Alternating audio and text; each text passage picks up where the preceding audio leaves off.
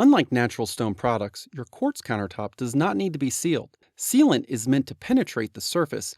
Because quartz is non-porous, the sealant is unable to penetrate and will actually dry on the surface. Over time, the sealant will wear unevenly, giving the appearance of dull areas. Now, let's get started with how to clean your quartz countertops. First, you will want to make sure that you are wiping up any spills after they happen. This will deter any buildup from adhering from the surface and making maintenance even easier. Second, you will want to use a product that is specifically designed for quartz countertops. You can use a mild liquid dish soap detergent as long as it says that it is pH neutral and does not contain bleach or abrasives. To start, test in an inconspicuous area. Once you have confirmed it works with no adverse effects, apply to the surface that needs to be cleaned.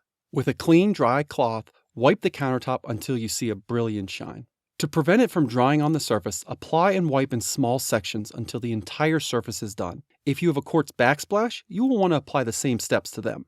You may also use a non-acidic soap scum remover and non-abrasive scrubbing pad for difficult stains and messes, but be careful as not to use too much cleaner, as this can cause buildup over time. Do not use harsh or abrasive chemicals to clean your quartz countertops or vanity tops. This can cause etching and discoloration. Though most household cleaners will have little effect on quartz, it is recommended to never allow any cleaner with a high acidity or a low pH to come in contact with it.